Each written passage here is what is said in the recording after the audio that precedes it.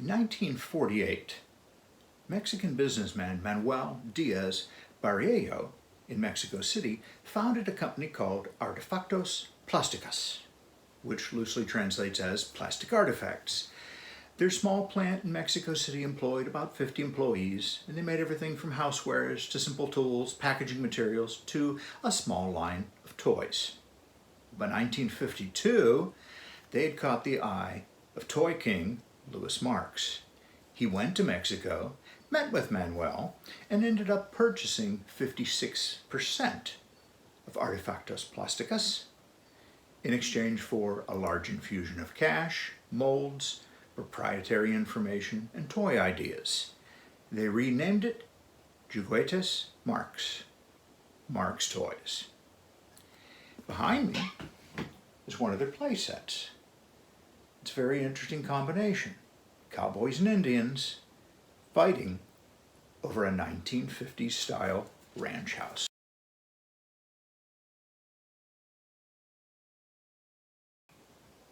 Initially, this virtual subsidiary of Louis Marx's toy empire only produced plastic toys. But eventually, just like the parent company, they began to also produce lithographed metal toys.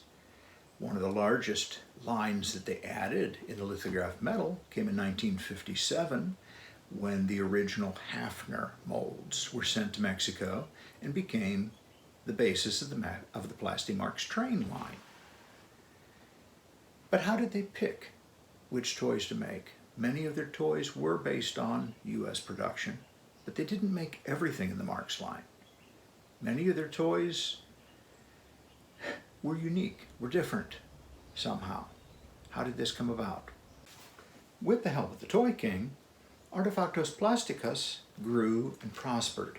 By 1957, they, along with a company named Lili Ledy, were the two predominant toy makers in Mexico.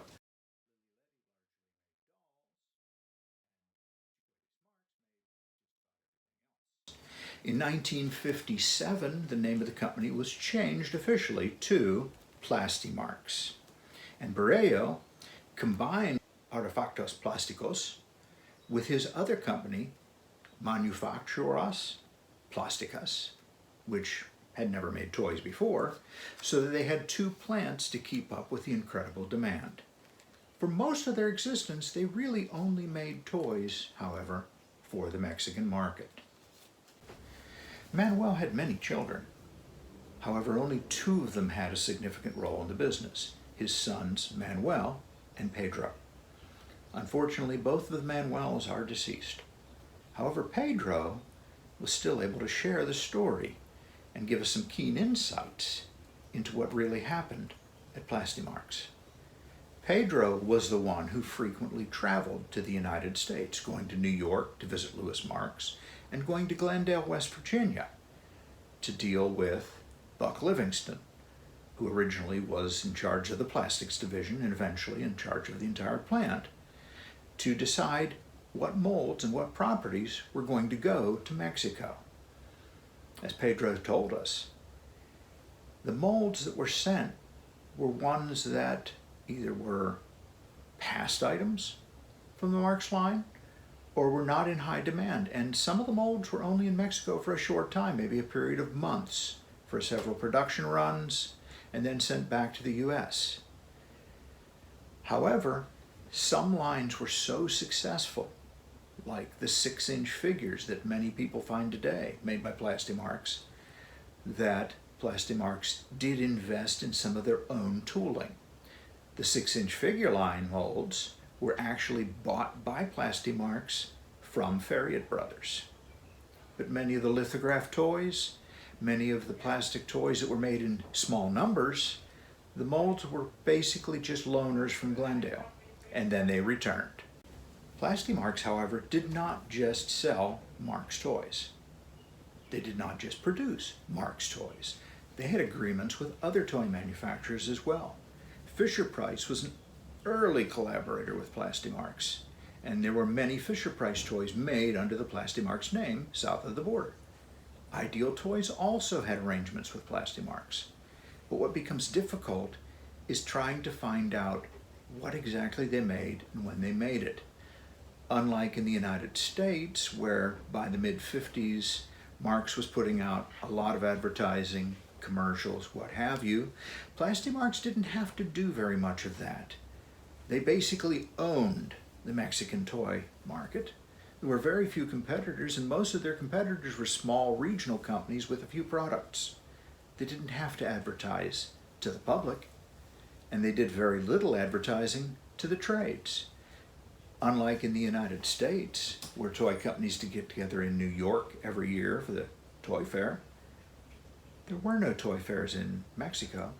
In fact, Pedro said he used to come to the United States to go to our toy fair to find out what was going on. So documenting what Plastimarx made and when they made it becomes almost impossible. Which brings us to this playset. I was first made aware of this unique Plastimarx playset in 2007 when Marx train collector Al Schindler of East Berlin, Pennsylvania acquired it and brought it to one of our show and tells at the York Train Show. Nobody had ever seen one before. Nobody has ever seen one since.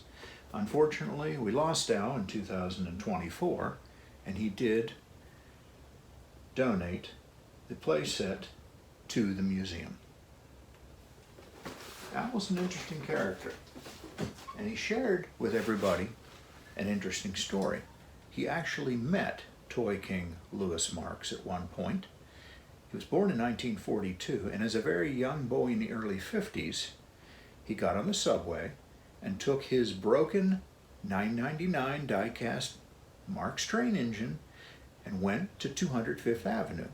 Went into the lobby of the building, looked at the directory, found out where Marx was, went up to the 7th floor and went in to the receptionist and asked her, "Who do I see? My train is broken." Well, as Al described it, a short, rather portly, balding man came up and told the secretary, "I'll take care of this," and talked to Al and said, "Follow me," and took him into the back where a technician in a workshop repaired his engine and sent him on his merry way.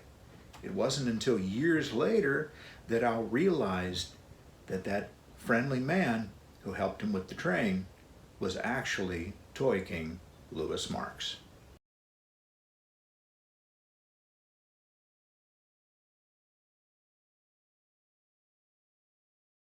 And here we have the playset. Now the first thing you'll notice is there is no wording on the box, just artwork of a Western scene. We aren't certain that this is a production set. It may be pre-production. However, everything in the set is a production item that came out of molds. Nothing in there is going to be a handmade prototype. Let's see what we have inside of here. Now you have to remember, we're not looking at a sealed mint playset. We're looking at something that's been opened in the past and probably been played with. You have some cowboy figures, 60mm Marx, along with an accumulation of different horses. You have actually a large number of the 60mm Indians that were the Warrior of the World poses in soft plastic. Some of them are painted, some of them are not. We're not certain as to whether they ever came painted or these figures were painted by a child owner many years ago, but this is the way we got it. We're going to leave it this way. You have a couple of trees. You have stockade walls in a deep brown, very hard plastic. It is Fort Apache. It has one of the earlier type blockhouses and the ladders that go with that.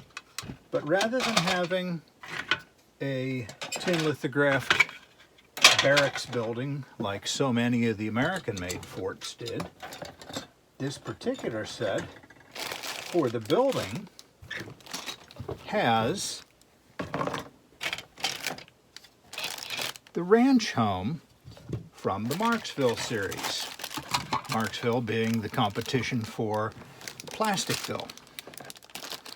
Now this particular ranch home is in a color combination that you didn't really see in the United States, with the dark brown roof and doorways. And of course, what ranch house would be complete without a resident for the ranch house? And what did the folks at Plastimarx decide? They decided the resident in the ranch house would be Dale Evans. Quite an interesting combination for a playset, don't you think? So why is Plastimarx production so difficult to figure out nowadays? Well, they virtually didn't make retail catalogs. In fact, in 1979, train collector Gary Anderson wrote a letter to Plastimarx asking them to send him a train catalog. They had a rather extensive line of train sets at that point in time, but the reply that he got was a simple one-page letter and a simple one-page photocopy of some descriptions of some of the train sets. There were no catalogs. They didn't need any catalogs. For most of its existence, Plastimarx was the largest toy manufacturer in Mexico by a wide margin. Pedro himself said they virtually had no competition. As to trade catalogs, well, with no toy fair, they didn't need that many of them. They're extremely rare. They make the Marx trade catalogs from the United States look absolutely common.